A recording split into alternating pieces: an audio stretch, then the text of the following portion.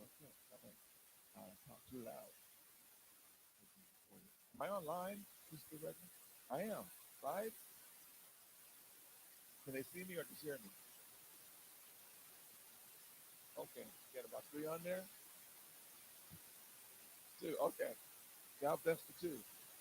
So, um, there have been a writer's process, and writing, I just start writing songs.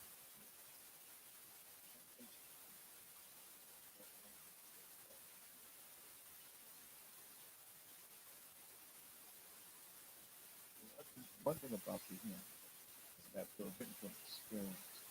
They're written we want this for money, fame, CD, album. The responsibility back then was to provide music. And so the experiences that we went through and things that they saw from that, they wrote to him. And that's why these are still alive up until this day. We don't know all of them. Some of them really maybe should be things that they are. But uh, kind of like maybe not been taken care of slow. But they're here. And you don't see, none of us see a contemporary book with all the time. Turn to it. Let's turn to our contemporary book and turn to page 944 and let's sing that oh, you know what I'm saying, uh, yeah, for every mountain, for every mountain. But anyway, it, you won't see that. And there's not a book for that because the thing about the hymns is that they've been written simplistic. They're not hard to read, they're not hard to sing, and they have a certain flow. And we talked about the the beats, we talked about the rhythm, we talked about where they go, and some of them, most of them, if you know anything about music, so there's seven notes into a scale, eight starts over again. So do, re, mi, fa, sol, la, ti. Do, one, two, three, four, five, six, seven, eight. So what a hymn will do is go to the one, it will go to the four, it will go to the five at any given time. It will go to those numbers at any given time. When you use it. What's happening today is that they'll just go to the five, they'll go to the six, and then maybe to the four, and sometimes you get lost in their format. But when you pick up your hymn book, it's easy to read and easy to sing. And so what I want you to do is find your favorite hymn and put a thumbprint in it, put maybe a piece of paper in there, and we're going to visit your favorite hymn. The one thing about a hymn is that the anointing will come through that at any time, and it will actually bless your soul. And it depends on what era you have come up in to let us know what you were singing. But as long as we're around, there's always going to be a hymn sung. And hymns, although they may be old, are still alive. Because what? They talk about God, they glorify. Now, there are Trinitarian um, writers, songwriters that will write songs, right from a Trinitarian mindset. And those are in there too. There's one famous one that they sing, Holy, holy, holy, God in three persons, that's the Trinity. That's one of those Trinitarian songs, and that's because they were in that organization for a long time, and that's where they wrote. Maybe he or maybe she got delivered or got more knowledge. God showed them that, I am one. And so what I do with that song is when it comes to there's God in three persons, I just go, God is almighty, bless his holy name. And it works, right? So we have these hymn books in front of us. They're really great. In these particular hymn books, if you notice on the top of them, it'll tell you what type of flow or what type of song is being sung, or what the mode of. Okay, so if you turn to one of the pages, you'll see one that says commitment for service, another one will say mission, and again, one will say camp meeting, event. So even in this hymn book, they actually took time out to put how this song is flowing and when it should be used. Right. So,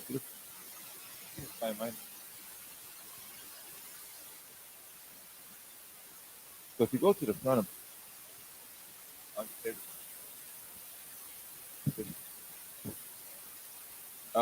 where it says table of contents, what this is for, it gives you a type of direction on a song that you may want to sing.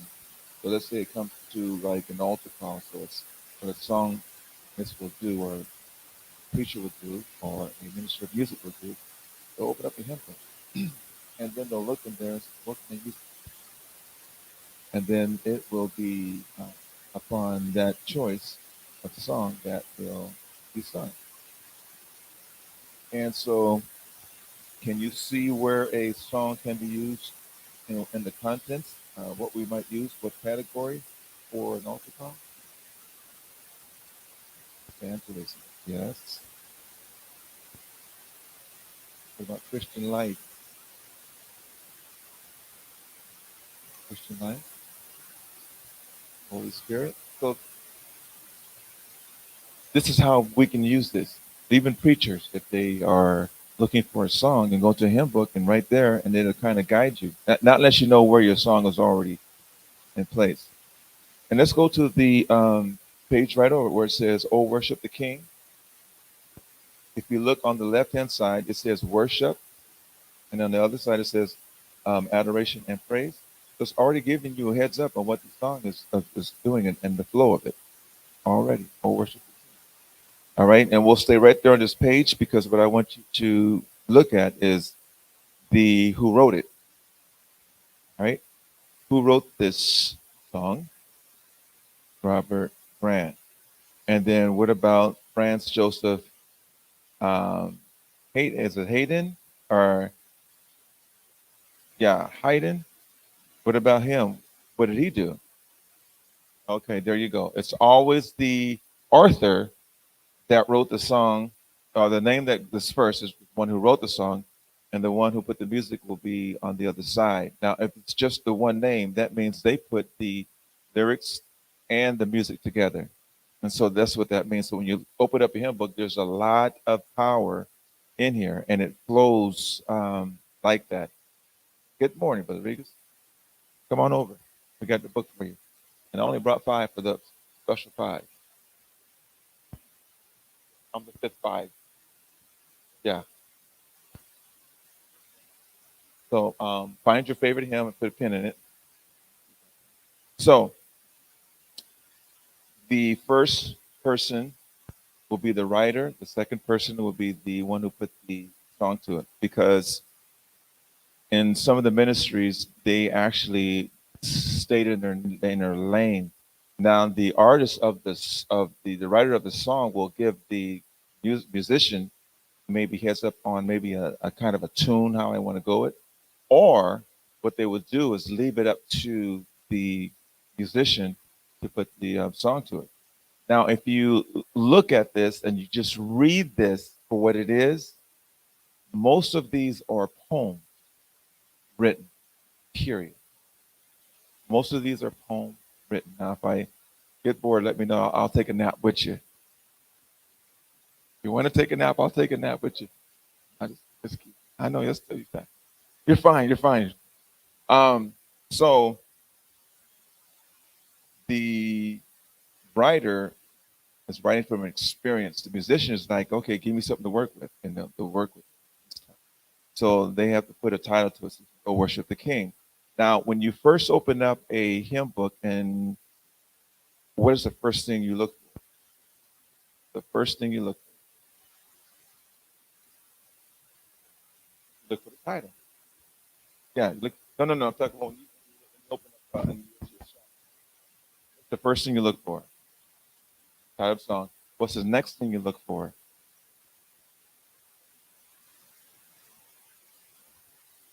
Okay.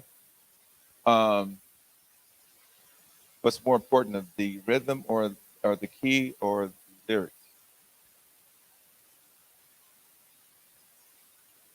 Okay.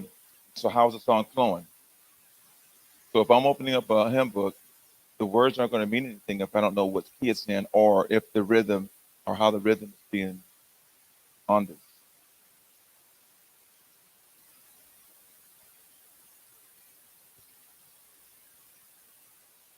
Right. But for this class, for this experience, when you open up the hymn book, I want you to. Right. Because right. Right. Because I'll say 90% of us open up a hymn book and just look at the title and then sing the words. Pass over who wrote it, who put the music to it, what rhythm it's in. Because the stuff on in the staffs don't mean nothing to the congregation if you don't know anything about four sharps, three flats, those two numbers that is that fractions. Are we dealing with fractions, three fourths? So I'm saying so that means nothing to the audience, but for this class, hymns of hymn, you get to know the importance of when you open up a book, you get the title first, and then you get what key it's in. And that's very important because what key we're going to put this in, and you're not staring at it. It's just a quick second. It's just like boom, boom. Okay, it's in the key of three sharps, A flat, A, and then you look at the what the timing of it is. We're on page one. Oh, worship the King. We're on worship, and it tells me the rhythm is 3/4, and so you have to know those things as a musician. And we went over the type of timings that are used in the music world, and we'll just hit those right quick. There's 2/4, there's 3/4, there's 6/8, there's 4/4, and does anybody besides Brigas know anything about numbers, the 3/4s and 4/4 time signatures? It's called time signatures. Anybody besides Brigas? So I'm gonna get him next because we know, or I think he knows.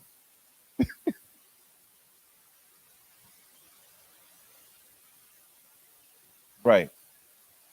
Okay. The top will give the timing, and then the four will give how many measures. The three beats to every measure, four measures. So I'm not gonna keep you in the dark. I'm gonna explain it to you. And for those who are online who can't see wish we had a camera, but we can just show it to them. So what it is we have our those little number signs, and like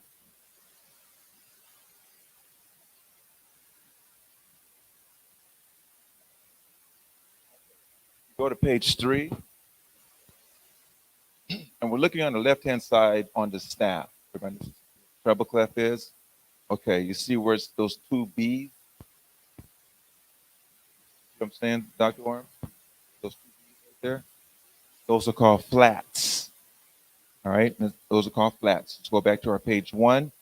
The numbers, those number, what do you call those? What's those numbers? Those are sharps. All right, there's 3 sharps, and that's what the song has been singing. And 3 sharps are the one sharp is key of G, second sharp is key of D, and the third sharp I think is E. So the song's in the key of E. All right, and the rhythm of it is not glory to you. It's not that song. It's the rhythm of this song will be like a waltz type. Um, I found friends. So 1, 2, 3, 1, 2, 3, 1, 2, 3. So this is what this song is doing. 1, 2, 3. You see what I'm saying? So when you open up a hymn, if you're not familiar with it, then you will go to the key signature and then go to the rhythm of it, and then it will tell you what it's doing. All right.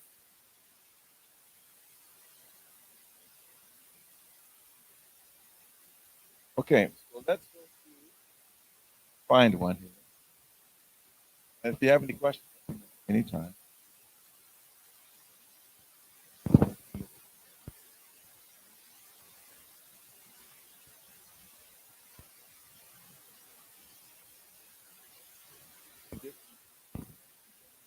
Oh, so many people, and the right hymn at the right time with the right musician plays will really ignite him so high it'll be just crazy. Now, these a lot of these songs were written where there was music, and then there are a lot of places where these songs were sung without a musician. And so, what we're going to do, we're going to experience both today. All right. I'm looking. Found one. Okay. So let's go to page 136. Page 136. Hymns cost money too. Hymn books cost money. So can you imagine a church of 500? Hey, let's order some hymns. Well, no, is it in the budget? I don't know, but that's expensive, man. Why can't we just print it out? Well, we don't sing all the songs. So those are the kind of decisions that be coming down in the church because hymn books aren't cheap, and it took time to put these things together. But now technology, the way it is, we can just pull it up on our iPad or iPhone and project it. But there is a catch to it because anybody who projects somebody's artist or music on the screen has to be licensed, or you can be sued because that's their livelihood.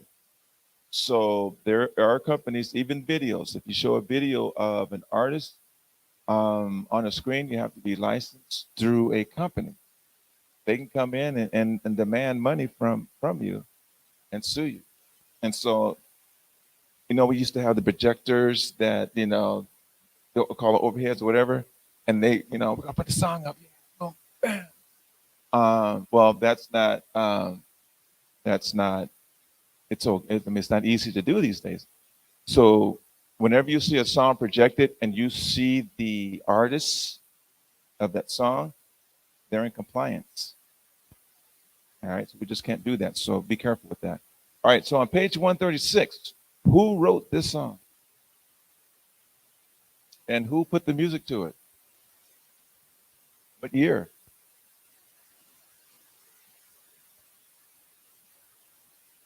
Exactly. So he lived, born in, and then died in, what that's saying. And how does a song that old still be alive in this day and time? Because it was written experience of heart for purpose. And not for hoops and everything. What key is it in? Or how many sharps or how many flats? 2 sharps, and then what's the key signature?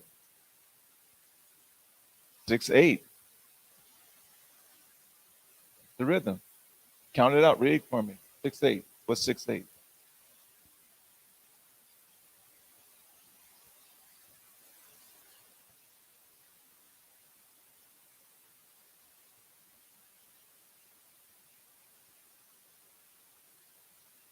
So you guys are close.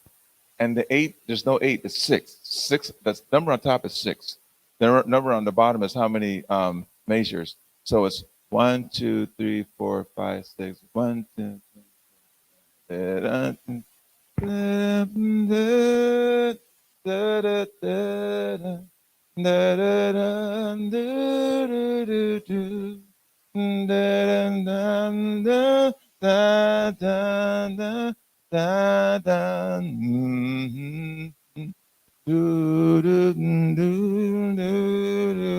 Walk with the Lord in the light of His word. What a 1, 2, 3, 4, 5, 6. 1, 2, 3, 4. Okay, so that's what that song is doing. And if it was 3/4 or 3/8, it'd be 1, 2, 3. When we walk with the Lord in the light of His word. 1, 2, 3. 1, 2, 3. But they don't want to go that fast, all right? So 1, 2, 3, 4, 5, 6. 1, 2, then when we walk. Yes, sir.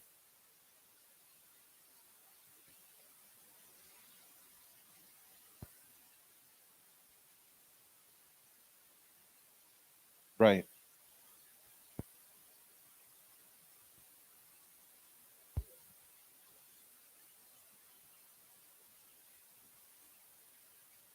right. Good point. Good point. Good point. What was your question?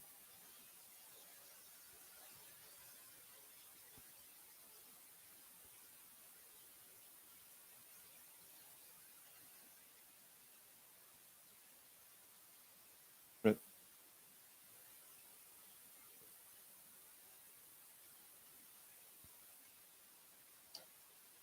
they only invite you if they look at you. If they look at you, invite you to correct me.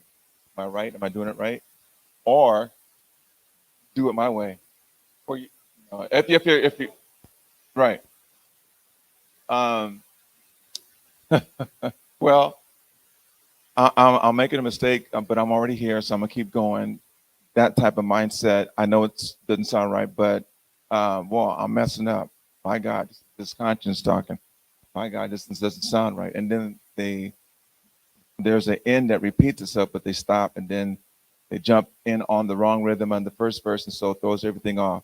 And so we get all that, but there are hymns that are sung in different rhythms for the purpose of it being just making it alive, maybe, or doing something different.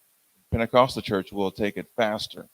All right, we will soup it up. In a Baptist environment, they'll slow it down. And then musicians, what we'll do is like, man, we'll be creative, and then we'll actually just recreate the rhythm and everything. Do it that way. But the lyrics stay the same.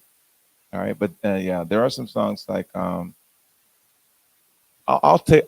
It's not a hymn, but I'll take this just for rhythm purpose. The song says, "Lord, you are welcome in this place," so I can sing it 4/4 and 3/4. So I can sing it 4/4. Lord, you are welcome in this place. Lord, you are welcome. It gives a different flavor in this place. Lord, you are welcome in this place. Right? And then that'll be for that, better service. If you want them to do this, you are in there. So it gives it a different flavor, right? In this place, Lord, and it'll give it. It's only that hater to be like, no, it's in 3/4. I don't know why they're singing 4/4. No, welcome in this place. I'm going to another church. All right, so the other church is singing, Lord, you are welcome in this place. Lord, you are well. See how the rhythm changes in, how color names. Lord, you are welcome. And now you're just lighting the fire, so hopefully the fire will catch on by the third verse. Send your anointing in this place. What would you like better? The 4/4 or the 3/4? The 3/4 sounds like swaltz, like like this. But the 4/4 feels a little natural, a little more groove to it. So that's how some songs are sung. Some songs can't be sung in 4/4 that are 3/4. Will not work, or how it's written, because they have every word and everything in place for that purpose. And so when we hear these songs, the main thing to know is the lyrics. And for some reason, coming to church every single Sunday morning and every single Sunday night, every Bible class, and every Saints meeting, I learned the verses without reading it for some reason. I found a friend who is unto me. His love is. I just remembered it because, watch, that's how much they sung that song. Every single service. And I've learned. I just pick up the verses just like that. So anyway, but hymns are powerful, and when they're sung right and sung in the right place, That's good. Now, Andrew Crouch, believe it or not, got into the hymn book. He actually got, when they started revamping the hymns and he had more hymns coming. Andrew Crouch, his song got in there. And which one do you think it is? He didn't write that. He didn't write "Oh Happy Day," but Edwin Hawkins picked it up and started singing it. And when he picked it up, while he was singing, then he went out into the world and the highways and the hedges, and he went where Jesus went, to the bars and stuff, and played and sang. So when the "Oh Happy Day" became popular because of Edwin Hawkins, the churches, the pastors, and the bishops banned that song from being sung in the church during that time while it was coming up. Very nice song. But because where it was sung from, recorded at, they said, "Oh, we're not singing that song." And so they did not allow that song to be sung in the church. But guess what? Another pastor, another church, or another musician saw it differently. And they started singing. And then all of a sudden they had to recognize this song's not bad. Where did it come from? He got it from the hymn book. Oh, happy day. Oh, happy day. When Jesus washed my sins away, he taught me how to word and pray. Right? Thank God for the hymn book. Oh, happy day. Jesus, if you use it, wash my sins away. So, but he took it up and said, "Oh, happy day," and he just changed it up, and it did good for the song "Oh Happy Day," because now I'm in my hymn book. I'm going like, "Oh my God, there's a song "Oh Happy Day," and he did it, and he rewrote it for that purpose. So, hymns are very powerful, and so I was going to say something before I did "Oh Happy Day." What was I going to talk about? Okay, so what was the song that he wrote? And y'all sing it all the time. I'm gonna give you one clue. I'm gonna give you just one clue. No, I'm gonna give you one clue because if you don't get this, I'm gonna give you one clue, and y'all will get it. Bread, bread. Okay, I'm gonna give you another clue. Since you guys, I'm gonna put it with grape juice or wine.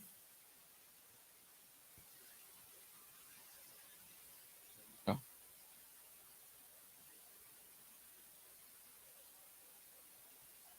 No, I didn't want to. I wanted to go with the bread. Yeah, and I should have.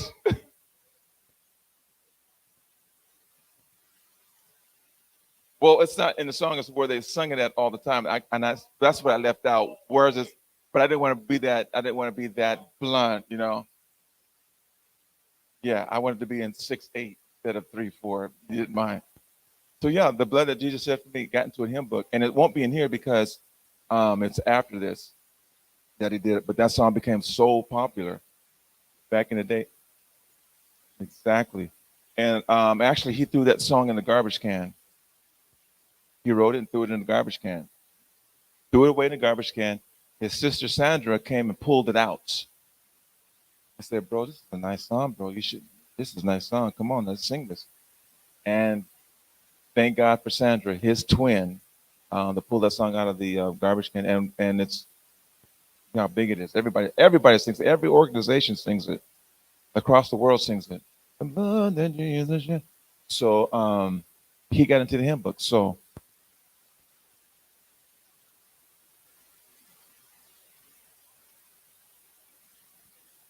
that's a good question because I usually do it in F. And he might have done it in F sharp because that's where he lives. So I'm gonna think F sharp. Yeah. Yep. Yeah. Exactly. And what rhythm is that? 3/4/4/4. I'm kind of hard to. It's hard for you guys to. You know. Oh, let me do some examples. But yeah, go. What'd you say, Reed? Think about it some more.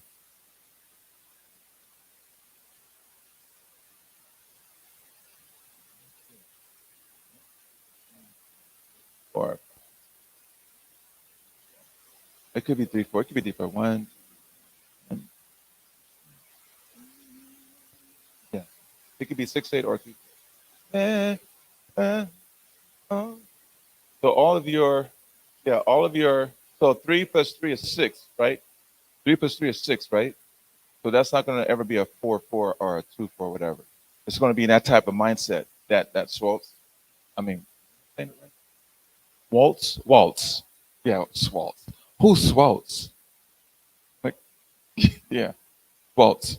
So, yeah, that'd be in a 3/4 rhythm. And so your threes and your sixes, the 3, 6, that's where it stops, are going to give you that waltz. Dun, dun, dun, dun, dun, dun, dun, dun, dun, dun, dun, dun. That's your threes and your six. Dun, dun, dun, dun, dun, dun, dun, dun. Those are your three. Those are your threes and sixes. Your twos, your fours are going to be, mm, mm, right, right. Now your fives and your sevens are going to throw you off. There is a 5, 4, or 5/8, and there is a 7, 4, 7. There is a rhythm. So let's do this. Let's do our 1, our 2, our 3, our 4, our 5, our 6, and our 7. That's where it stops. All right. So what we're going to do is going to be the time signature right here. And we're going to do the 1 first. Okay. We're gonna go ahead and put your hymn books down because you're going to need your hands. So we're going to go our 1s. We're going to do our 2s. We're going to do our 3s. We're going to do our 4s, our 5s, 6, and 7s. This is a time signature. All right. So this one here is 1, 1, or 1, 4. So this is the tempo. And we're going to clap on the 1. This is just 1 signature. Okay. And 1. Okay. 1. 1. All right. And we're going to do 2. Ready? 2's like this. And 1. That's 2. Okay, that's 2. Right? We're going to go back to the 1. And right. This is 1, 4. Okay. Now I'm going 2, 4. Keeping the timing. Good. And now get ready for 3, 4. Okay. Ready? 3, 4, and dun, No, that ain't. Hold up. Hold up. I'm going too fast. 1, 2, 3. 1, 2, 1, 2. That's 1, 2, 3. Let's slow it down. 1, 2, 1, 2, 1, 1, and 2's like this. Right. And 3 is 1, 2, 3. Okay, hold up. 1. Okay, we're gonna go like this on 1.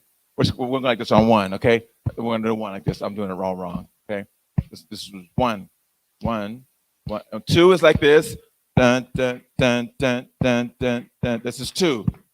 Okay, 2, 1, 2, 1, 2. Go back to 1, 1, 1, 1. Right. This is 1, 1. Now we'll go to 2, 4, and 1, 2, 1, 2, 1, 2, 1, 2. Right. 1, 2.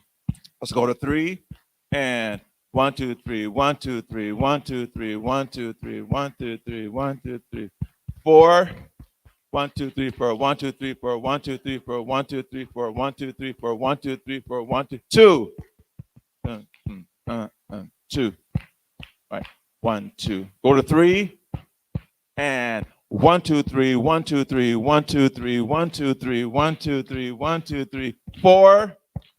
1, 2, 3, 4. 1, 2, 3, 4. 1, 2, 3, 4. 1, 2, 3, 4. 1, 2, 3, 4. 1, 2, 3, 4. 5, and 1, 2, 3, 4, 5. 1, 2, right. 1. Yeah.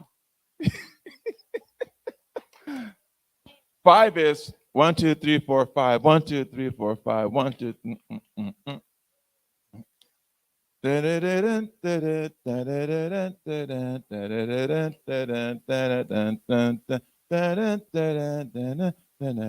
That's 5. Okay, and then 6 is so. Wow, I took a lot of. I'm tired.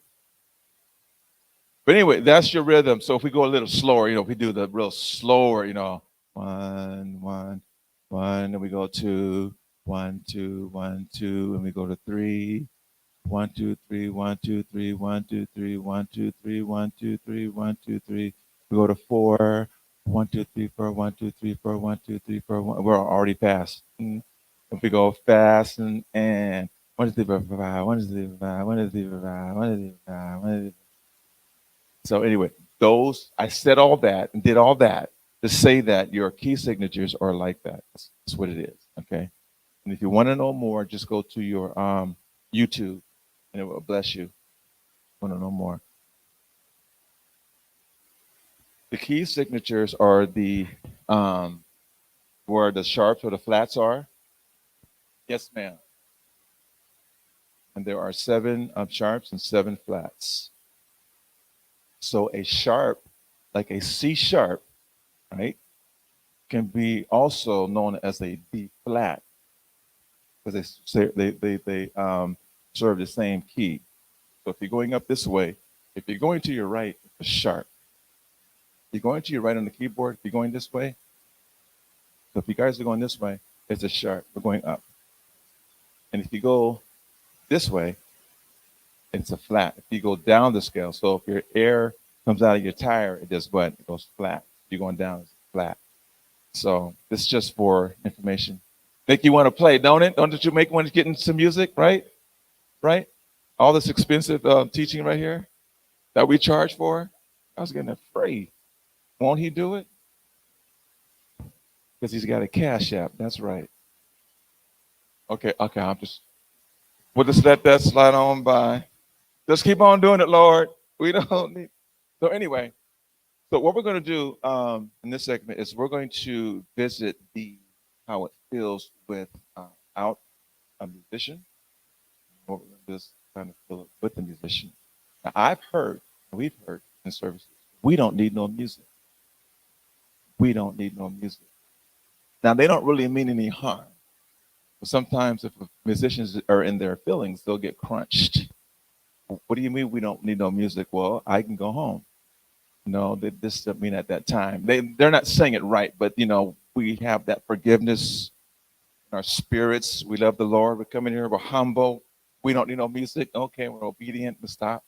But we really have to be careful about how we treat our musicians because they took time to learn how to play, and it didn't come overnight.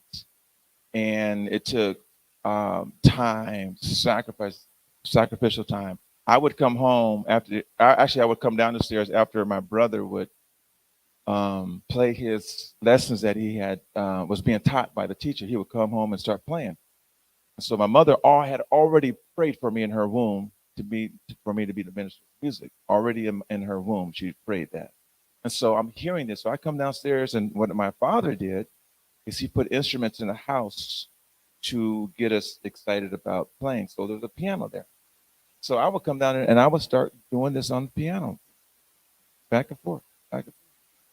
And then when I started focusing on, oh my God, I'm making music, guess where I was? I was on the piano at home. Guess where the other kids were? Outside playing basketball and hide and go seek. But that's where we were. So we really have to be careful about how we treat our musicians and how we cut them off and we don't need you to play with the stop and all that because there's a lot of sacrifice time that it took, and we're still learning. And so there's a way to communicate with the musicians. Oh, there's a way, and there's a way not to. And so, I mean, doing these numbers to a musician is not the best. You know what I'm saying? I had a bishop to do one of these numbers. Stop. I could have went, you know. No, I was saved, so it won't come. Cut me off, I'll shoot you down. Come on, start a war. Just,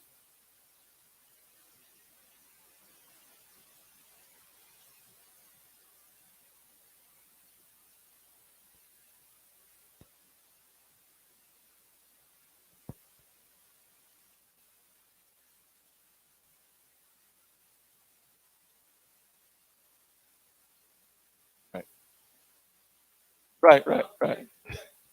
Yeah, right.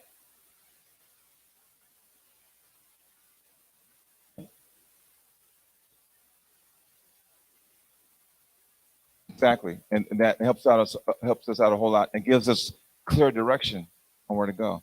So we're gonna sing. Anybody have their favorite hymn already? What do you have?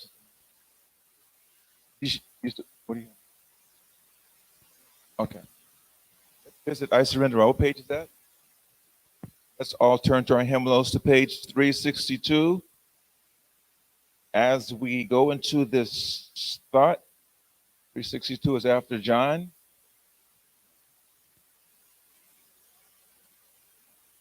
I surrender all, and so is it the piano one?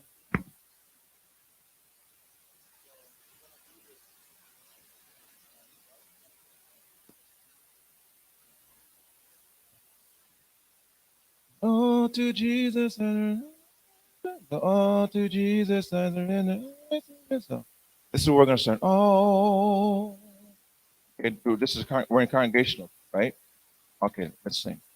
All to Jesus I surrender. All to Him I freely. The song's in 4/4. 2, 3, and I will ever Love and trust Him. in His presence.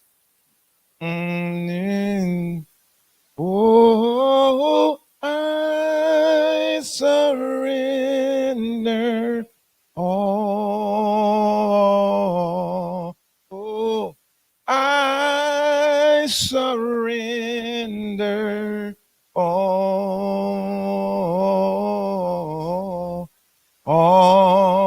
to Thee.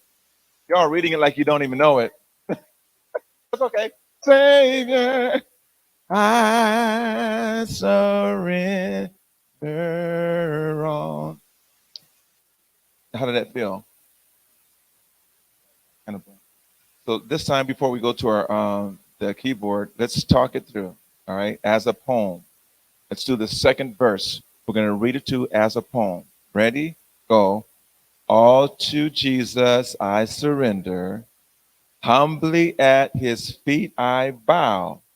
Worldly pleasures all forsaken. Take me, Jesus, take me now. Doesn't that feel like a poem? It's like a poem. But when you put music to it, all to Jesus I surrender, humbly at His feet I bow, then it becomes alive. Now, I can tell you that your glasses are dirty singing it better than I can tell you just your glasses are dirty. You need to clean them. But if I sing it, your glasses are dirty. Oh, so dirty, so dirty. You need, it's a softer blow, right? It just, you're not, you need a mint. Oh, your breath is funky, right? And then you're not like, you got your breath is bad, you need a mint. But if you sing it, so this is what the poems, this is what the song, the music does to the lyrics of the songs. It's a poem, but we put some music to it, then it works. So let's try with the musicians. Rig, if you don't mind being our guest musician this morning, put us in your favorite key, and this is what it sounds like with music, a compliment. Okay, and so we are not going to. Okay, we're gonna sing the third verse. Okay, ready? All to Jesus I surrender. Make me Savior, wholly thine. Let me at thy Holy Spirit truly know that thou art my oh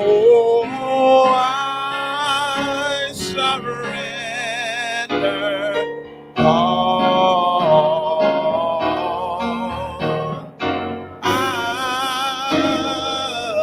surrender all. Lay all to thee, my blessed Savior. I turn it around, surrender all. Oh, I surrender all. I surrender all.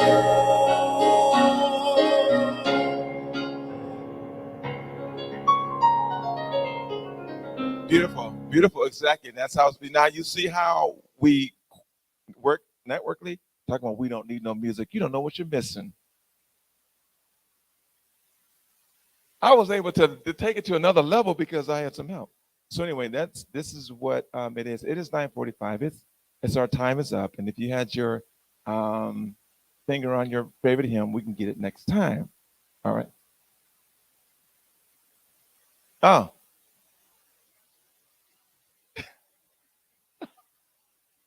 yeah, yeah. But you know, hymns for him sounds kind of boring. Like, oh, what's that about? But you know, you gain more knowledge. And this is the first time I've done the hymn book. The first time, 8 years, 8 years that I've done the hymn. The Spirit said, just do the hymn book. Let's go to the hymn book and just do that. So now, all those are here. When you pick up the hymn book, you're empowered.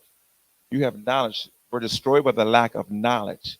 But now, when you open this up, you appreciate who wrote this, who wrote the lyrics, who wrote the music, and then what time signature. Because you can tell the musician, "Excuse me, sir, it's 3/4, not 4/4." You have that right. You know what I'm saying? And you can tell them, "Oh, it's in C sharp." It's in C sharp. No, not for real. It empowers you. If you get up here and open up your hymn book and say, listen, I want to sing a song on surrender also, give D, and let's do it 4/4. And they have to go to that. Right.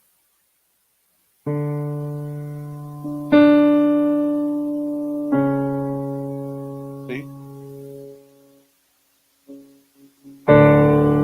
Only Jesus was written in D. So, anyway, I don't want to take any more of the time, but your ministers and people are empowered when you go open up a book and you tell them, they're like, oh my God. It makes you like, they'll look at you like, oh my God, I want your autograph. Who are you? You know? Anyway, God bless you. God bless you. All right. Yeah.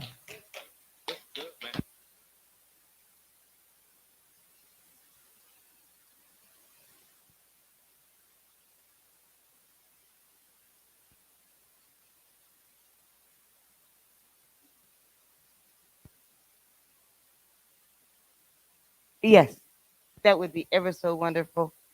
But we thank you, this girl to Walter Davis, for taking the time out to come and teach us about what we are singing about and how to sing what we're singing and the meaning behind what we're singing. So I truly, I thank God for you and the gift that He has given you.